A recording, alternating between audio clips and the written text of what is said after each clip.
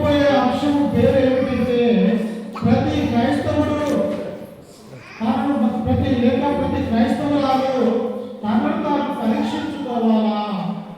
అంశం పేరు వచ్చేసి ప్రతి క్రైస్తవుడు లేక క్రైస్తవురాలు తనను తాను పరీక్షించుకోవాలా అనే అంశాన్ని గురించి మనం నేర్చుకోబోతూ ఉంటాం. ఎందుకు ఈ లోకంలో నుండి యేసుక్రీస్తునందు మన విశ్వాసము కలిగి నమ్మకం కలిగి అదేవిధంగా ఆయన యొక్క సంఘములో చేరి మనమందరం కూడా పాపం అనే లోకములో ఒక పరిశుద్ధులుగా జీవిస్తూ ఉన్నాం.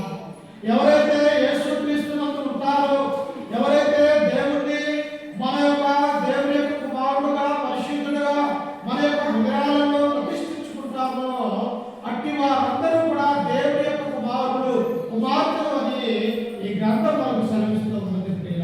అయితే మనము దేవునిలో ఉన్న తర్వాత మన యొక్క జీవితము రోజువారీ నడక లేకపోతే రోజువారీ ఆలోచనలు మన యొక్క జీవితంలో ఎలా ఉన్నవి, ఎలా నడుచుకుంటూ ఉన్నామని ప్రతి క్రైస్తవుడు ఏం చేయాలంటే తనను తాను పరీక్షించుకునే వారిగా మనం ఉండాలి.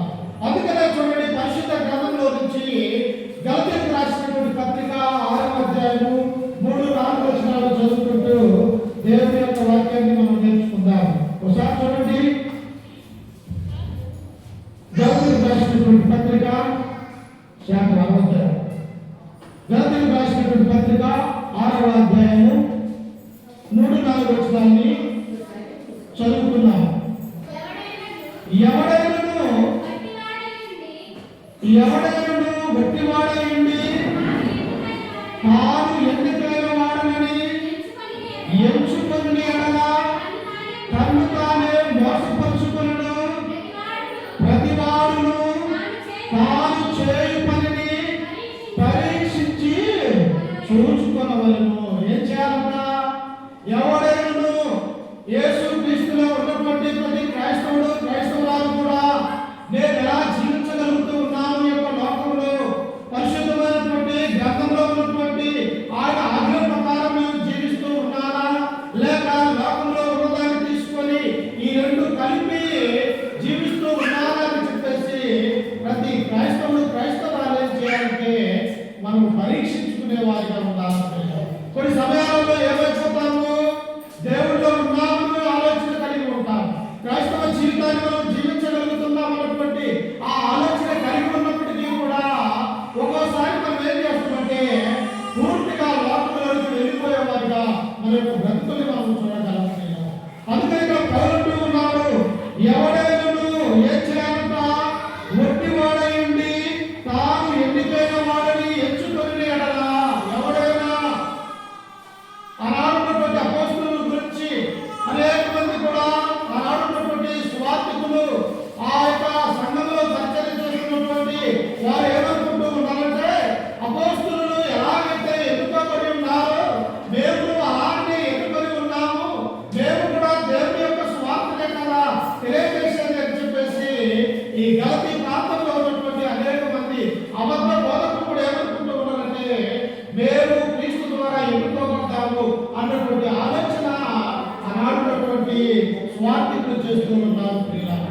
అందుకని ఏమంటూ ఉన్నారంటే కిందలో ప్రతి వాడును తాను చేయు పనిని పరీక్షించి చూచుకొనవలెను. ప్రతి వాడు మనం ఒక పని చేస్తూ ఉన్నాం, ఉదాహరణకి ఇంట్లో వంట చేస్తూ ఉన్నాం, ఏది కావాలో ఏది వేయాలో అప్పుడే కరెక్ట్గా వేస్తే తప్ప అది రుచికరంగా రాదు. అలాగే ఏం చేస్తూ ఉన్నది, ప్రతి మనుషులు కూడా నేను ఎలా చేయగలుగుతున్నా ఆ వంటని, ఇది సరిగా వచ్చిందా లేకపోతే సరిగా రాలేదా అని చెప్పేసి ఒక పని చేస్తూ ఉన్నప్పుడు చూసుకుంటూ ఉంటాం. అలాగే క్రైస్తవ యొక్క జీవితంలో కూడా మనం ఎలా నడుచుకుంటూ ఉన్నాము. ఈ రోజు ఉదయం లేచిన దగ్గర నుంచి నేను ఒక క్రైస్తవుడిగా దేవుని పట్ల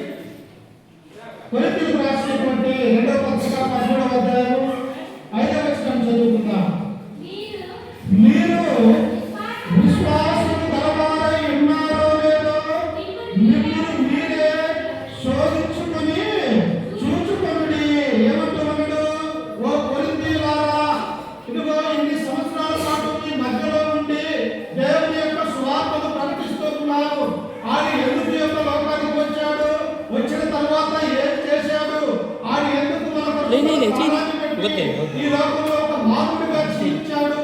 ఆయన ఎందుకు తన యొక్క రక్తాన్ని ఈ లోకం కొరకు ఆయన కాచాడు అన్నటువంటి విషయాన్ని మీకు నేను తెలియపరిచాను కనుక ఇదిగో నేను వెళ్ళిన తర్వాత మీ యొక్క క్రైస్తవ యొక్క జీవితము ఎలాగ ఉన్నదో మీరు ఒకసారి మిమ్మల్ని మీరే పరీక్షించుకోమన్నటువంటి ఆలోచన కలిగి ఉంటాం.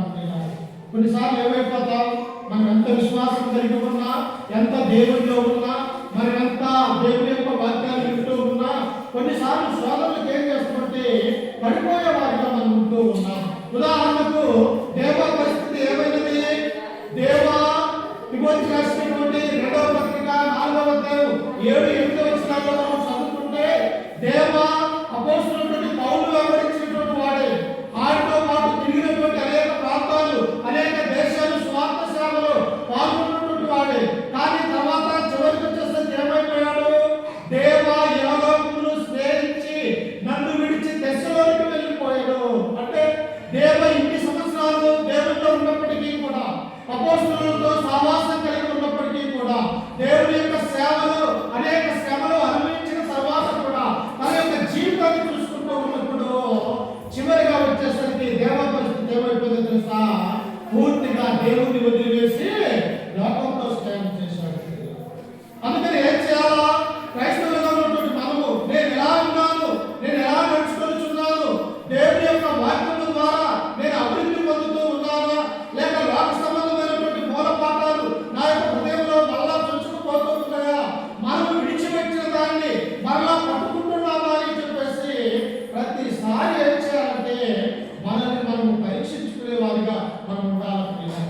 ఉదాహరణకు ఒక ధనం ఉంటూ ఉన్నది, డబ్బు లేకపోతే బంగారు వెండి ఉంటూ ఉన్నది. ఆ యొక్క వెండి బంగారం ఎక్కడ పెడతాం? మనకు ఉన్నటువంటి బీది వాళ్ళలో అత్తరాలలో మనం పెట్టుకునే వారిగా ఉంటాం.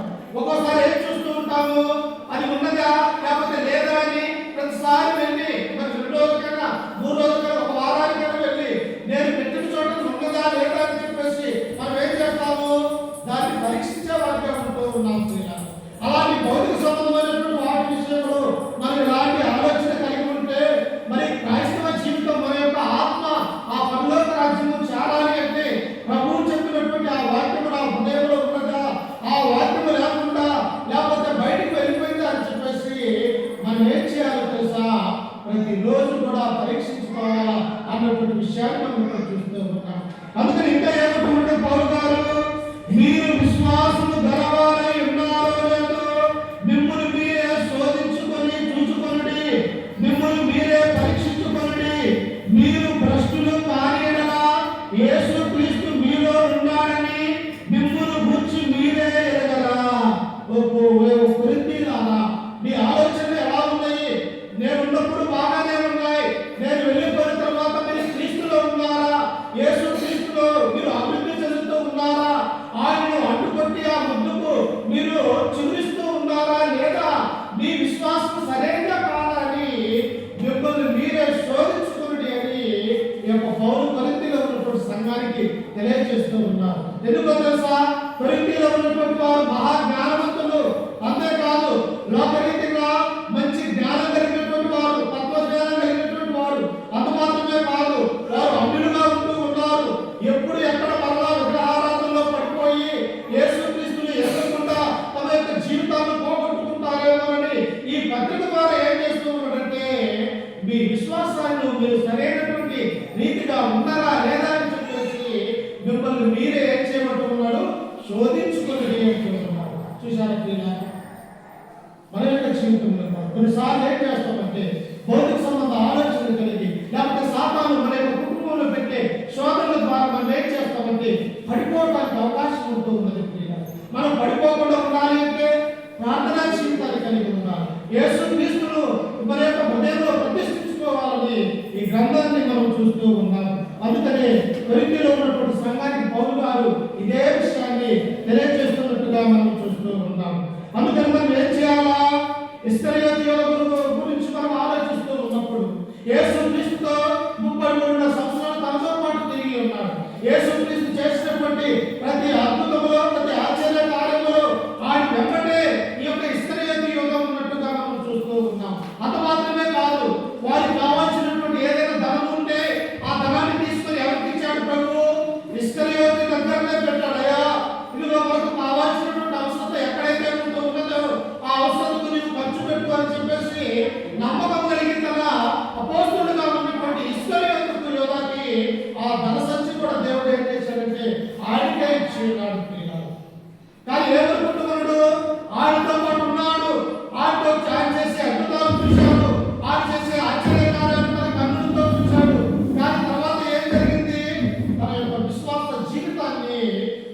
వెండి నాణ్యతలను క్రీస్తును అమ్మివేసి తన జీవితాన్ని కోల్పోయినట్టుగా మనం చూస్తూ ఉన్నాం. అంటే ఎందువల్ల?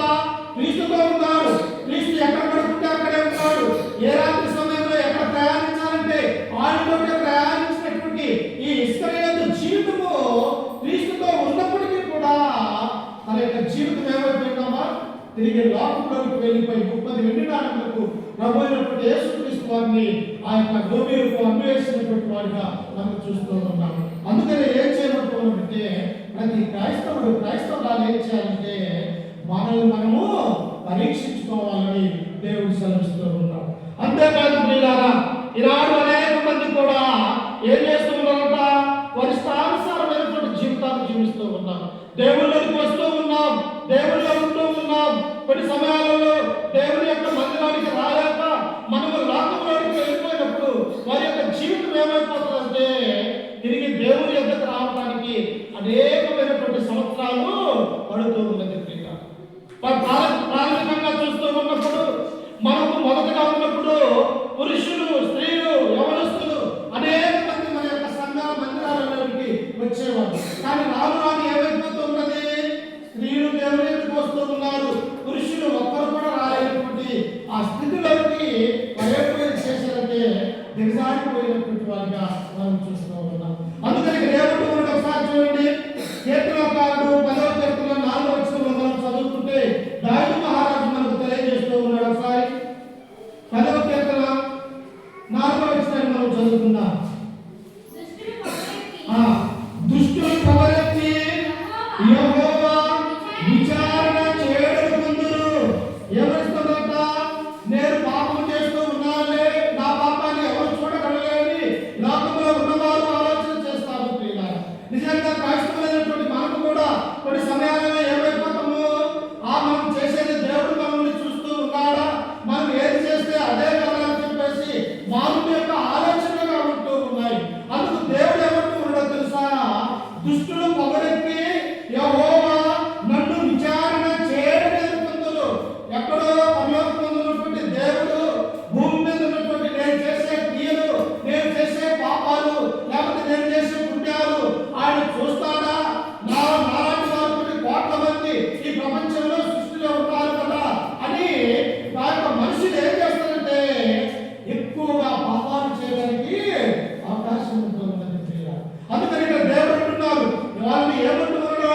వారు దుష్టులు, దేవుని ఎరగనటువంటి వారు, దేవుని యొక్క వాక్యము తెలియనటువంటి వారు, ఈ లోకరీతిగా వారి స్థానుసారంగా జీవించే జీవితాలు కలిగిన వారు.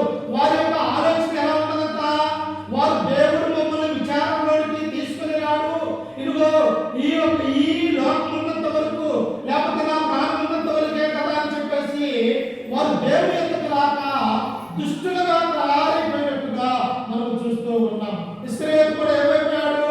అపవాది చేతిలో పడిపోయాడు, దుష్టుడిగా ప్రవర్తించాడు. తాను నమ్ముకున్నటువంటి యేసుక్రీస్తును ఆయన అమ్మివేసి ఆయన మరణానికి కారణమైనటువంటి వాడిగా ఇశ్రాయేలును మనం చూడగలం.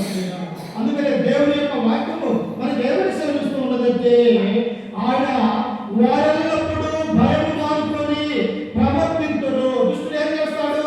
తమ దుర్మార్గ కార్యాలు చేస్తూ ఉన్నప్పుడు అతనికి అన్నదమ్ములు కనిపించరు, రక్త సంబంధికులు కనిపించరు, లేకపోతే సువార్థికులు కనిపించరు. వారు పాపంలో నడవడానికే ఆశ కలిగి ఉంటాడు కనుక అతని యొక్క ఆలోచన ఎలా ఉంటుందంటే ఎవరిని కూడా లెక్క చేయని స్వభావం కలిగినటువంటి వాడిగా అతను చుట్టూ ఉన్నాడు. కాబట్టి క్రైస్తవులు ఎలా ఉండకూడదంట? అలాంటి దుష్టుల వల్ల మనం ప్రవర్తించుకోండి. మనం ఎందుకు? మన దేవుడు ప్రేమ కలిగినటువంటి వాడు, మన దేవుడు తండ్రికి లోబడినటువంటి వాడు, మన దేవుడు దేవాది దేవుడి కుమారుడైంది ఒక మానవుడిగా ఈ లోకానికి వచ్చినటువంటి వాడు. అంతేకాదు నీ నా పాపములు తీసివేయడానికి తన పరిశుద్ధమైన రక్తాన్ని తన యవన కాలంలోనే 33.5 సంవత్సరంలోనే మనందరి కొరకు తన ప్రాణాన్ని పెట్టినటువంటి వాడు. మనం నమ్ముకున్నటువంటి యేసు క్రీస్తు అన్నటువంటి విషయాన్ని మనం ఆలోచన చేయాలంటే అందుకనే దేవుడు ఏమంటున్నాడు తెలుసా? ఓ క్రైస్తవులారా, మీరందరూ కూడా ఎలా ఉండాలంటే మీ విశ్వాసం సరైనదా కాదా మిమ్మల్ని మీరే ప్రతిరోజు పరీక్షించుకుని అన్నటువంటి మాటలు మనం ఇక్కడ చూస్తూ ఉన్నాం. అందుకని ఇంకా ఏమంటున్నది? అదే సామెతల గ్రంథం 23వ అధ్యాయము 7వ వచనంలో ఒకసారి చదువుకుంటే జ్ఞాని సొలొమోను మనకు తెలియజేస్తున్నాడు.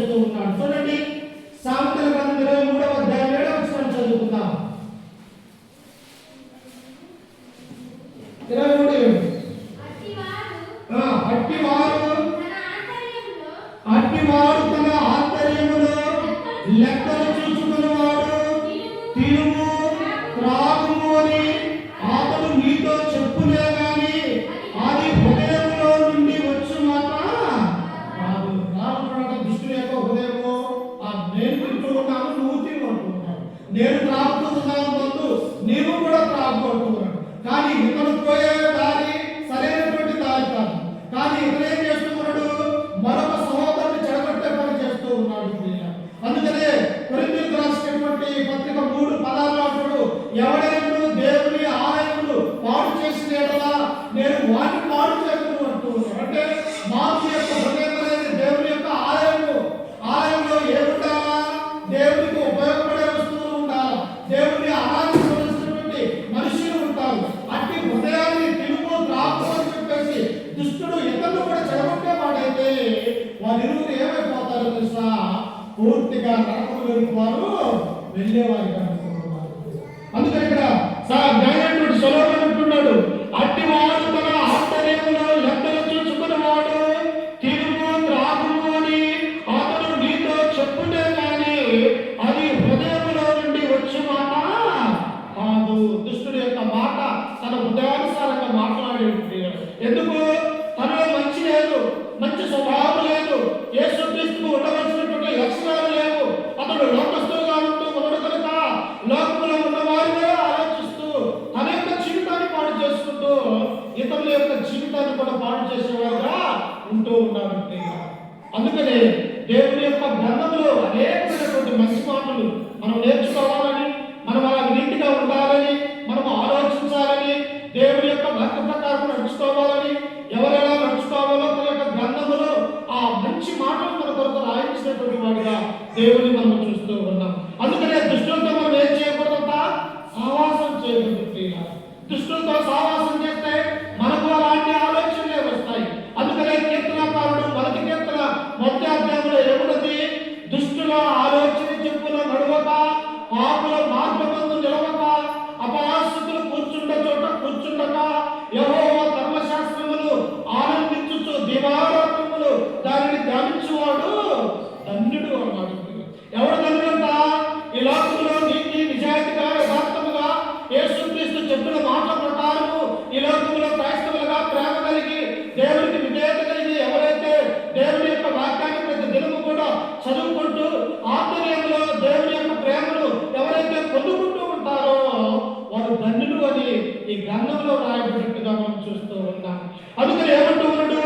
దుష్టుల ఆలోచన చెప్పున నడవకూడదు. దుష్టుల యొక్క ఆలోచన ఏం తిందాం, ఏం త్రాగుదాం, ఏ సినిమాకి వెళ్దాం, ఎక్కడికి వెళ్ళి కాకాట ఆడదాం, లేకపోతే ఏ చెడ్డ కార్యాలు చేద్దామని వారి యొక్క హృదయంలో ఉదయం లక్షణ దగ్గర నుంచి అట్టి ఆలోచనే ఉంటూ ఉన్నది. ప్రియులారా, అదే మంచి మనుషుల దగ్గర దేవునికి ప్రార్థన చేసుకుందాము.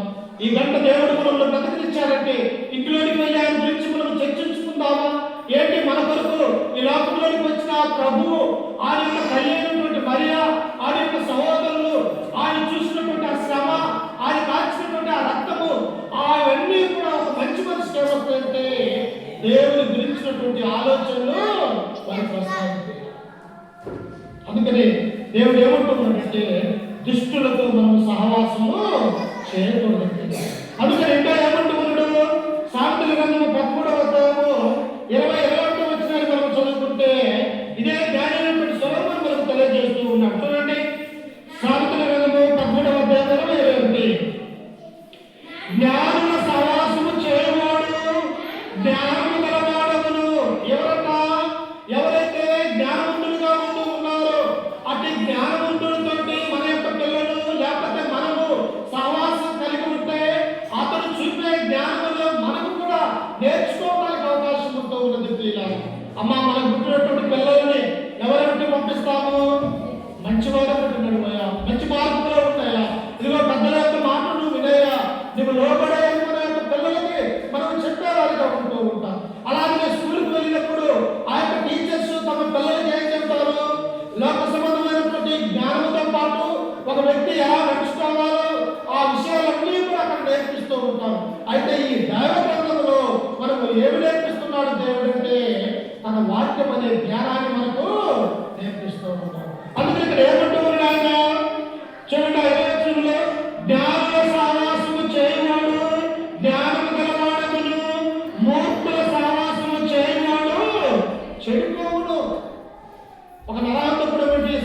చేస్తే వాడు నవంతుడయ్యి వాడితో ఉన్న స్నేహితుడు కూడా ఏమైపోతారు, ఇద్దరు జైల్లో కూర్చోవడానికి అవకాశం ఉంటూ ఉన్నది.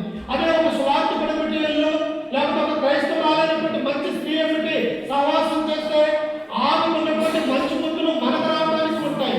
ఆ సహోదరుడికి ఉన్నటువంటి మంచి ఆలోచనలు మనకు తెలియజేస్తానికి మనము కూడా మంచిగా ఉండడానికి అవకాశం ఉంటూ ఉన్నది. అందుకనే దేవుడు ఏమంటున్నాడంటే దుష్టులతో సహవాసం చేయకూడదు. మరి ఎవరితో సహవాసం చేయాలా? జ్ఞానులతో సహవాసం చేయాలి.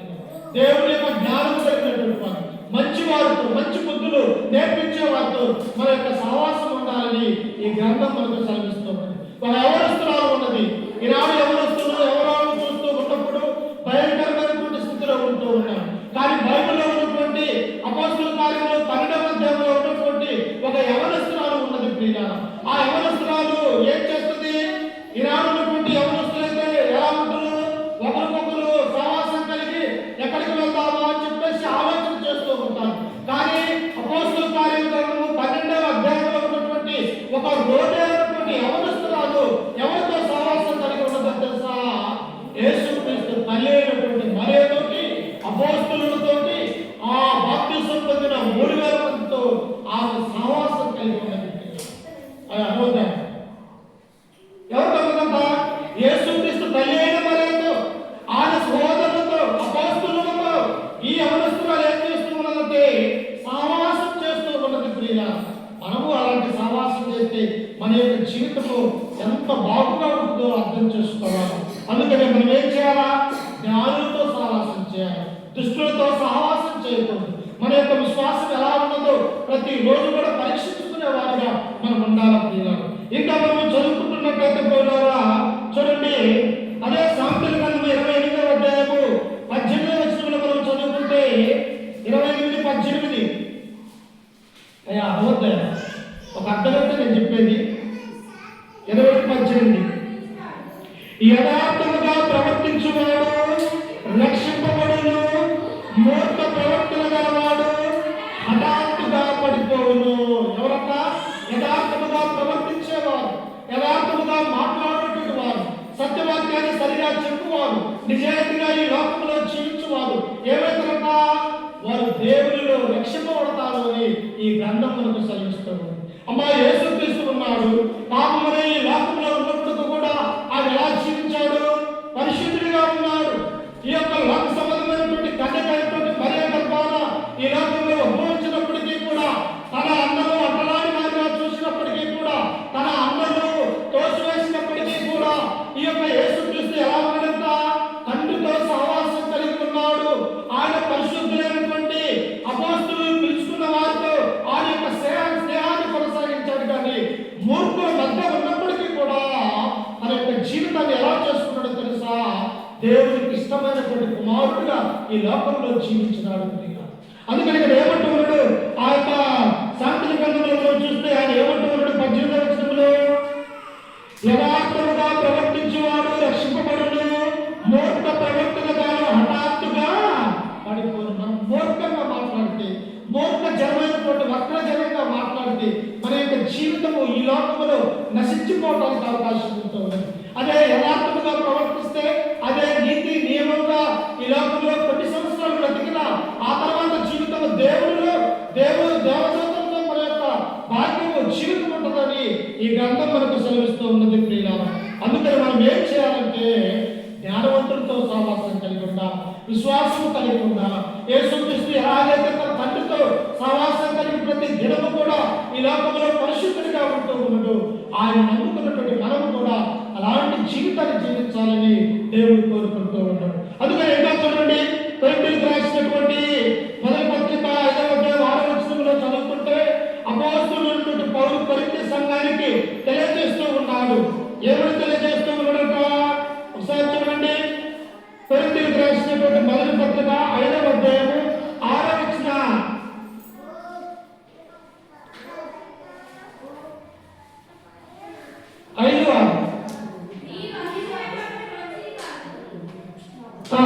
మీరు అతిశయపడటం మంచిది కాదు, పులుసుల పిండి కొంచెమైనను ముద్దంతయు పులుసు లేదని మీరు ఎరగరా? అమ్మా మంచి పిండి ఒక పక్క ఉన్నది, పులిసిన పిండి 2 రోజులు నానబెట్టినటువంటి పిండి ఉన్నది. ఈ మంచి పిండితో ఏదో వంటకాలు చేసినప్పుడు ఎలా ఉంటాయి? అవి నీట్గా ఉంటాయి, తినడానికి మంచి ఆహారంగా ఉంటూ ఉన్నది. అదే పులిసిన పిండితో చేసిన ఆహారం ఎలా ఉంటుంది? పుల్లగా ఉంటుంది, తినలేనటువంటి వారిగా ఉంటాం. అలాగే మంచి పిండి కదా ఉండాలా, ఈ యొక్క పులిసిన పిండి వెళ్ళాలి. ఒకవేళ ఈ పులిసిన పిండి వచ్చి మంచి పిండిలో మనం పోసినట్టయితే ఏమైపోతుందంట? ఆల్రెడీ ఇది పులిసిన పిండి చెడిపోయినది. అలాగే ఈ మంచి పిండిలో ఆ పులిసిన పిండి వేస్తే అది కూడా చెడిపోవడానికి అవకాశం ఉంటుంది. అందుకనే క్రైస్తవ జీవితము ఎట్టి పరిస్థితుల్లో దుష్టులతో సహవాసం చేయకూడదు, జ్ఞానులతో సహవాసం చేయాలి, పరిశుద్ధులతో కలిగి జీవించాలి, దేవుడితో సంబంధాన్ని మనం కలిగి ఉండాలని ఈ గ్రంథం మనకు సెలవిస్తూ ఉన్నది. ఇంకా మనం చూసుకుంటే ప్రియులారా, మనము అలాంటి సహవాసం చేయకుండా మనము దేవుడితో ఎల్లప్పుడూ దేవుడి యొక్క సహవాసాన్ని మనము కోరుకునే వారిగా ఉండాలని దేవుడు మనల్ని ఆలోచిస్తూ ఉన్నాడు. ఈనాడు ఎంతమంది మనం క్రైస్తవులుగా ఉండి ఉదయం లేచిన దగ్గర నుంచి ప్రార్థనా జీవితాన్ని కలిగి ఉదయం లేచిన దగ్గర నుంచి ఆయన యొక్క గ్రంథాన్ని తీసుకొని ఆ గ్రంథంలో ఉన్న కొన్ని మాటలని మనం చదవగలుగుతూ ఉన్నామా? చదవగలుగుతూ ఉన్నామా? లేకపోతే దేవుడిలో ఉండకుండా ఉదయం లేచిన దగ్గర నుంచి మన ఇష్టానుసారంగా ఈ లోకంలో జీవించగలుగుతూ ఉన్నామా? అందుకనే దేవుడు ఏమంటున్నాడంటే మనము దేవుడితో సహవాసం కలిగి ఉండాలని మనల్ని కూడా దేవుడు కోరుకుంటూ ఉన్నాడు. అందుకనే చూడండి, పరిశుద్ధ గ్రంథంలో నుంచి కొలస్సీయులకు రాసినటువంటి పత్రిక 3వ అధ్యాయము 1-2 వచనాలు మనం చదువుకుంటే మన సహవాసం ఎలా ఉండాలని దేవుడు కోరుకుంటూ ఉన్నాడు. ఒకసారి చూడండి, కొలస్సీయులకు రాసినటువంటి పత్రిక 3వ అధ్యాయం 1వ వచనాన్ని, మీరు క్రీస్తుతో కూడా లేపబడిన వారైతే పైనున్న వాటినే వెలుపడి. చూడండమ్మా, మీరు క్రీస్తుతో కూడా లేపబడిన వారైతే మనం ఎప్పుడు లేపబడ్డాము? మన పాపములు ఒప్పుకొని మనం మారుమనస్సు కలిగి బాప్తిసం అనే కార్యక్రమం ద్వారా మన పాపాలు సమాధి చేయబడి మరలా మనం తిరిగి పైకి లేచినప్పుడు దేవుని యొక్క కుమార్తెలుగా ఈ లోకంలో ఒక క్రైస్తవ కుటుంబంగా మనము జీవించగలుగుతూ ఉన్నాం. అందుకనే పౌలుడు ఉన్నాడు, ఓ కొలస్సీయులారా, కొలస్సీలో ఉన్నటువంటి దేవుని యొక్క సంఘమా, మీరు ఎలా ఉండాలి అంటే మీరు క్రీస్తుతో కూడా లేపబడిన వారైతే మీరు పైనున్న వాటినే వెతకాలి. అమ్మా, పైన ఏమున్నాయి? దేవుడు ఉన్నాడు, తండ్రి అయినటువంటి దేవుడు ఉన్నాడు, కుమారుడు అయినటువంటి దేవుడు ఉన్నాడు, పరిశుద్ధాత్మ దేవుడు ఉన్నాడు, దేవతలు ఉన్నారు. అలాగే మనకంటే ముందు పుట్టినటువంటి ప్రవక్తలు, రాజులు, పితరులు, మంచి పరిశుద్ధులు చనిపోయి ఆ పరదేశంలో వారందరూ కూడా అక్కడ సుస్థిరమైనటువంటి నివాసం కలిగి ఉన్నారు. అందుకని దేవుడు ఏమంటున్నాడు, ఓ క్రైస్తవులారా, మీరు భౌతిక సంబంధమైనటువంటి ఆలోచనలు కలిగి లేక దేవుడి సంబంధమైనటువంటి పరలోక రాజ్య విషయంలో జరిగే ఆలోచనలు కలిగి మీరు పైనున్న వాటినే వెతకండి అని దేవుడు సెలవిస్తూ ఉన్నాడు. అందుకనే దేవుడు ఏమన్నాడు తెలుసిన, అడుగుడి మీకు ఇవ్వబడు, వెతుకుడి దొరుకుతుడు, తట్టుడి తలుపు తీస్తాం. మనం వెతకాల, మనం అడగాల, దేవా నా జీవితాన్ని నేను మార్చుకోవాలనుకుంటున్నాను, నేను సరైనటువంటి మార్గంలో నేను నడవాలనుకుంటున్నాను, నీ వాక్యంలో నేను ఎదగాలనుకుంటున్నాను, నీ పరిశుద్ధ ఆలయంలో నేను జీవించాలనుకుంటున్నాను, నా జీవితాన్ని నేను మార్చుకోవాలని నేను అనుకుంటూ ఉన్నాను. కాబట్టి లోక సంబంధమైనటువంటి ఏ ఆలోచన కూడా నా హృదయంలోకి రాక దైవిక సంబంధమైన దేవుని యొక్క ఆలోచనలు నేను ఆలోచించే విధానాన్ని నాకు దయచేయమని ప్రతి క్రైస్తవులు ప్రతి నిత్యము మన హృదయాన్ని పరీక్షణ చేసుకునే వారిగా ఉన్నారు. అందుకనే దేవుడు ఏమంటున్నాడు ఇక్కడ, మీరు క్రీస్తుతో కూడా లేపబడిన వారైతే పైనున్న వాటినే వెలుపడి. అక్కడ క్రీస్తు దేవుని కుడి పార్శ్వమున కూర్చుండి ఉన్నాడు. పైనున్న వాటి మీదనే కానీ భూ సంబంధమైన వాటి మీద మనసు పెట్టకుడి. ఏం చేయాలమ్మా? పైనున్న వాటి మీదనే కానీ మీ మనస్సు, మీ ఆలోచనలు భూ సంబంధమైనటువంటి వాటి మీద మీరు పెట్టకూడదు. ఎందుకు? ఈ భూ సంబంధమైనటువంటి జీవితం ఎలాంటిదంట? అందులోనే కనబడి అందులోనే మాయమైపోయే ఆవిరట్టి బ్రతుకు ఈ లోకాన్ని తీయాలి. అంటే నేడున్నటువంటి మనిషిని ఎవరు చూడలేనటువంటి వారిగా ఉంటూ ఉంటాం. అంటే మానవుని యొక్క జీవితము స్వల్పకాలమైనది తీయాలి. ఎప్పుడు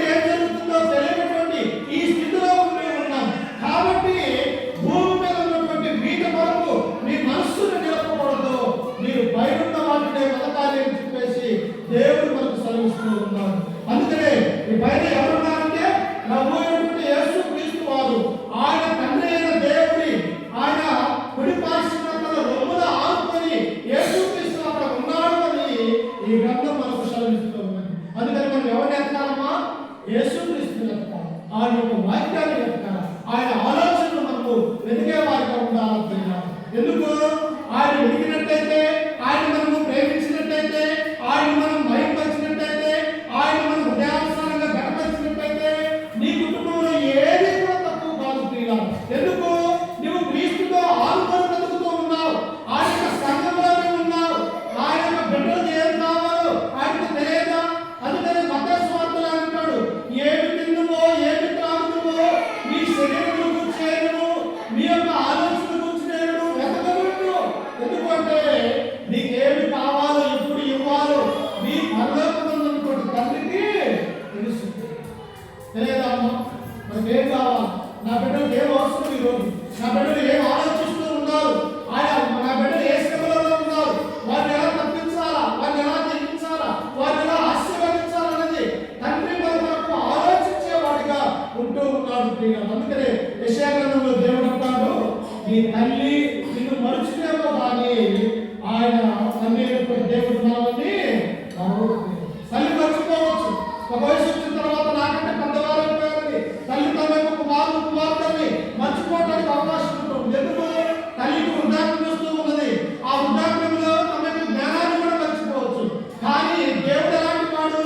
ఆయన నిత్యుడు, మహోన్నతుడు, ఆయన సర్వాంతరాన్ని అన్ని చోట్ల అంతటా ఒకేసారి ఉండగలిగినటువంటి మన దేవుడు కనుక మనకేం కావాలో మన దేవుడు ఇవ్వడానికి సిద్ధపాటు కలిగి ఉన్నాడు. కనుక మన సహవాసం ఎవరితో ఉండాలంట? అంటే దేవుడితో, ఆయన కుమారుడైన క్రీస్తుతో, పరిశుద్ధాత్మతో మన సహవాసం ఉండాలని ఈ గ్రంథం సందేశిస్తూ ఉంది. అందుకని ఇంకా మనం చదువుకుంటూ ఉన్నట్లయితే పిల్లారా ఏమనుకుంటుందంటే, ఒకసారి చూడండి ఏమనుకుంటుందంట, తెస్సలోనికీయులకు రాసినటువంటి మొదటి పత్రిక 5వ అధ్యాయము 21వ వచనాన్ని మనం చదువుకుందాం. ఒకసారి చూడండి, అపోస్తలుడైన పౌలు తెస్సలోనికీయులకు రాసినటువంటి పత్రిక 5వ అధ్యాయము 21వ వచనము 21. సమస్తమును పరీక్షించి మేలైన దానిని చేపట్టాలా. సమస్తమును పరిశీలించాలి. ఒక కూరగాయల బండి దగ్గరికి పోయినప్పుడు మన యొక్క చూపు, మన యొక్క ఆలోచన ఎలా ఉంటుంది? ఇది మంచి టమాటా లేకపోతే చెడ్డ టమాటా, లేకపోతే మంచి కూరగాయల లేకపోతే చెడ్డ కూరగాయలని మనం ఏం చేస్తాం? మన యొక్క మైండ్లో దాన్ని పరిశీలన చేస్తాం. ఎందుకు మనం చెడ్డ వాటిని తీసుకోము? అది సరిగా ఉండదు. దాన్ని మనం ఒకవేళ ఆహారానికి వండితే అది విషంగా మారే అవకాశం ఉన్నది. అందుకని ఇక్కడ దేవుడు ఏమన్నాడు? సమస్తమును పరీక్షించుడి, సమస్తమును పరిశీలన చేయుడి, మేలు దానిని వెతకండి అంటున్నాడు. మేలైనది ఏంటమ్మా? దేవుడి యొక్క మనస్సు ప్రియులారా, దేవుడి యొక్క హృదయం మేలైనటువంటిది. దేవుడి యొక్క ప్రియులతో, ఆయన యొక్క బిడ్డలతో మనము సమాసం కలిగి ఉంటాము. మేలైనటువంటి స్వభావం అని ఈ గ్రంథం మనకు సెలవిస్తూ ఉన్నది. ఇంకా మనం చదువుకుంటూ ఉన్నట్లయితే చూడండి, పేతురు రాసినటువంటి మొదటి పత్రిక 2వ అధ్యాయము 11వ వచనాన్ని చదువుతున్నాం. పేతురు రాసినటువంటి మొదటి పత్రిక 2వ అధ్యాయము 11వ వచనాన్ని చదువుతున్నాం. సారీ, ప్రియులారా మీరు పరదేశులను యాత్రికులై ఉన్నారు కనుక ఆత్మకు విరోధంగా పోరాడు శరీరాశలను విసర్జించి. ప్రియులారా ఏమంటున్నామా? మనం అనుకుంటాము ఇదే శాశ్వతమైనటువంటి బంధము, ఇదే శాశ్వతమైనటువంటి దేశము, ఈ భూమి మీదే మనకు శాశ్వత కాలం ఉంటుందేమో అని మామూలుగా మనం ఆలోచన చేస్తాం ప్రియులారా. కానీ దేవుడు ఏమంటూ ఉన్నాడా? ప్రియులారా మీరు పరదేశులను యాత్రికులై ఉన్నారు. ఈ లోకంలో ఆడుదంట కొన్ని సంవత్సరాలు బ్రతకడానికి లోకానికి వచ్చాం. మన స్థిరమైనటువంటి నివాసం ఎక్కడ ఉన్నది? ఇక్కడ లేదు ప్రియులారా. ఎందుకో తెలుసా? అబ్రహాము కూడా అదే విషయాన్ని తెలియజేశాడు. నిరవరమైన పట్టణము మనకి ఇక్కడ లేక అన్నాడు. అంటే అబ్రహాము జీవించినటువంటి జీవితము గుడారాలుగా జీవించాడు, అడవులలో జీవించాడు, అరణ్యములలో, కొండ సంతులలో అనేకమైనటువంటి మరి అన్ని జనబద్ధమైన జీవితం జీవించాడు. ఎందుకంట నిరవరమైన పట్టణం ఇక్కడ మనకు లేక, నిలవరమైనటువంటి పట్టణం ఏంటి? అది పరలోక రాజ్యం అని దేవుని యొక్క గ్రంథం మనకు సెలవిస్తుంది.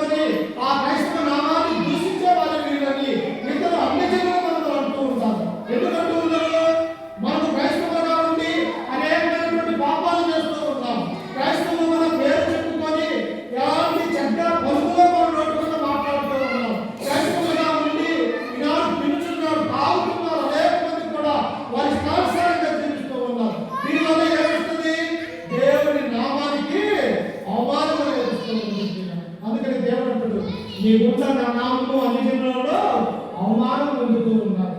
మనం కూడా మన యొక్క చెడ్డ క్రైస్తవుల గుండా ఈ యొక్క క్రైస్తవుల నుండి లోకంలోకి వెళ్ళిపోయిన వారి గుండా దేవుడి యొక్క నామం ఏమైతుందా దూషింపబడుతూ ఉన్నది మన గ్రంథం మనకు సెలవిస్తుంది. అందుకని ఇక్కడ ఏమంటున్నారా మీరు సత్క్రియలను చూసి వాటిని బట్టి దర్శనమున దేవుని మహిమపరచుకుంటూ వారి మధ్యగా మంచి ప్రవర్తన గలవారై ఉండవలనని మిమ్మల్ని ప్రతిపాదించుచున్నాను. ఈనాడు క్రైస్తవులందరూ అనే మాట ఏదో తెలుసా?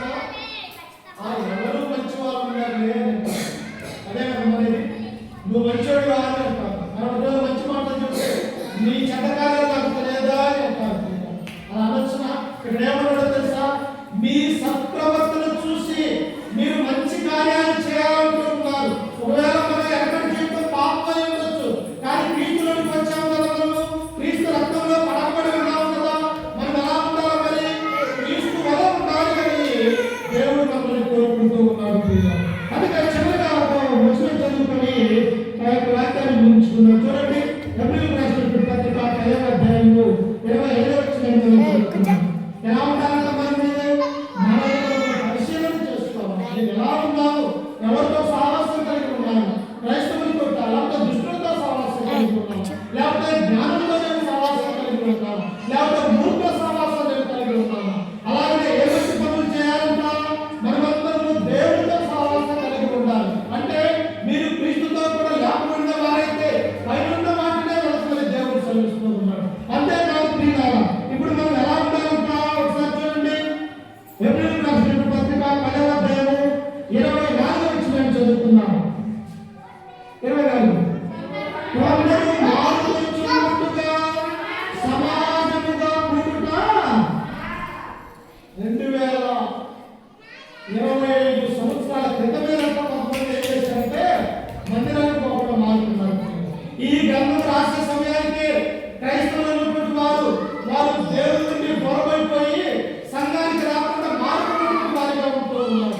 అందుకనే పౌరుడు ఓ హెబ్రీయులారా, మీరు కొత్తగా జన్మించినటువంటి శిశువుల వలె, మీరు కొత్తగా విశ్వాసంలో ఉన్నవారి వలె ఉండగా ఇదిగో కొందరు మారుతున్నట్టుగా అంటూ ఉన్నాడు. అంటే ఎవరు మారుతున్నట్టుగా అంటారు? చూడండి కింద వచనంలో కొందరు మారుతున్నట్టుగా సమాజముగా కూడిన మారక ఒకరినొకరు హెచ్చరించుచు ఆ దినము సమీపించుట మీరు చూచినప్పుడది మరి ఎక్కువగా అలాగూ చేయాలి. రేపటి దినాన ఆదివారం కాబోతున్నది. ఈ రోజు మనం సిద్ధపాటు కలిగి ఉన్నాం. ఇదిగో రేపు ఉదయాన్నే 10 గంటలకి ఆ యొక్క మందిరానికి మనం వెళ్ళాలా. ఉదయాన్నే వెళ్ళి మనం కూడా ఒక గంట సేపు దేవుడిని ఆరాధించుకునే ఆ సమయాన్ని మనము దేవుడు మనకు అనుగ్రహిస్తున్నాడు. ఆ సమయంలో మనం అక్కడ ఉండి ఆయన మహిమపరచుకోవాలన్నటువంటి ఆలోచన ఆనాడున్నటువంటి క్రైస్తవులకి తప్పిపోయినటువంటి వారిగా మనం చూస్తూ ఉన్నాం. అందుకని దేవుడు ఏమంటున్నాడు? కొందరు మారుతున్నట్టుగా మీరు సమాజముగా కూడుట మారకూడదు. ఎందుకు? ప్రతి ఆదివారము ప్రభు యొక్క శరీరాన్ని ఆయన యొక్క రక్తాన్ని తినే కార్యక్రమం ఉంది. ప్రతి ప్రభు దినాన క్రీస్తు ఎందుకు చనిపోయాడు, ఎందుకు శ్రమపడ్డాడు, ఎందుకు మరణించాడు, ఎందుకు తిరిగి లేచాడు అనేది ఆదివారం స్వార్థకుడు చెబుతున్నప్పుడు వినే భాగ్యం మనకు దొరుకుతూ ఉంది. అంతేకాదు ప్రియులారా, ఈ ఆదివారాన్ని చూడలేక మనకంటే అనేక మంది ఉన్నతమైనటువంటి వారు ఈ రోజు చూడలేక మరణించినటువంటి వారుగా కలుగుతూ ఉన్నారు. అయితే నిన్ను నన్ను సజీవుల లెక్కలో దేవుడు ఎందుకు ఉంచాడు? మన మీద ఆయన యొక్క ప్రేమను చూపిస్తూ ఉన్నాడు. మన ద్వారా దేవుడు ఇంకా మహిమపరచబడాలని, మన ద్వారా ఇంకా ఘనపరచబడాలని నిన్ను నన్ను బ్రతికి ఉన్న వారిగా ఉంచినట్టుగా మనం చూస్తూ ఉన్నాం. అందుకనే మనం ఏం చేయాలంటే ప్రియులారా, ప్రతి ఆదివారం సంఘముగా సమాజంగా మనకి ఎన్ని పనులు ఉన్నాయి, ఎంత వేదన ఉన్నాయి, ఎన్ని శ్రమలు ఉన్నాయి, మనము ఎలాంటి పరిస్థితుల్లో ఉన్నా, ఎక్కడ ఉన్నా ఆదివారం వచ్చిందంటే మందిరానికి మనము కందనకాడి వెళ్ళేవారు కాదు. ఒకవేళ కందనకాడి వెళ్ళలేకపోతే మా ఏమైపోతుంది? కందవాడు కాలేదు ఎక్కడంటే నాకు ఉద్యోగంగా కావచ్చు. కానీ మత్తయి సువార్త 25వ అధ్యాయము మొదటి నుంచి మనం చదువుకుంటే ఏమవుతుంది? అందులో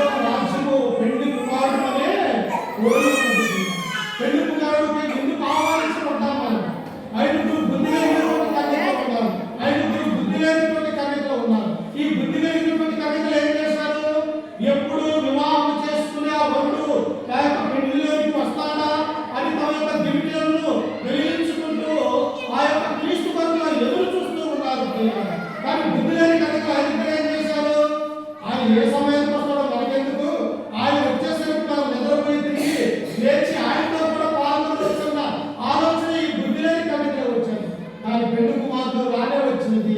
బుద్ధి కలిగినటువంటి వారు ఏం చేశారు? పెళ్లి కుమారుడితో సంతోషిస్తూ ఆనందిస్తూ గంతులు వేస్తూ ఆ యొక్క పెళ్లి వివాహంలోనికి వెళ్ళిపోయారు. ఆ తర్వాత ఏమైపోయింది? డోర్ మూత వేసింది. కానీ ఇప్పుడు బుద్ధి లేని కవితలు ఎక్కడ ఉన్నారు? గేట్ బయట ఉన్నారు. ఎందుకు? వాళ్ళు అంటున్నారు, అయ్యో మా సిద్ధులతో నూనె అయిపోయింది, మా దిండిలో ఆగిపోతూ ఉన్నాయి, నీ నూనె మాత్రంగా పోయమనంటే, అమ్మా ఇదిగో ఈ పెళ్లి నిండలేదు, గృహం అనేది ఇదిగో 5 కన్యలు బుద్ధి కలిగిన వారు లోనికి వెళ్ళిపోయారు. బుద్ధి లేకుండా దేవుని వాక్యం వినకుండా దేవుని ఆరాధన రాకుండా మీరు బయటనే ఉండిపోయారు. కాబట్టి మా ఉన్నటువంటి నూనె మీకు మాకు సాధన్నారు. ఇంతకీ ఏంటి అనుకున్నా? ఈ నూనె అయితే పట్టాలు కొనుక్కోవచ్చు. ఆ నూనె ఏంటిది? ఈ దేవుని యొక్క వాక్యం అనే నూనె. ఈ వాక్యము ఒకరికొకరు పంచుకోవడానికి ఉంటది. కానీ నిద్రపోయే వాడికి చెప్పినా ఏమో అర్థమైందా? ఏం అర్థం కాదు.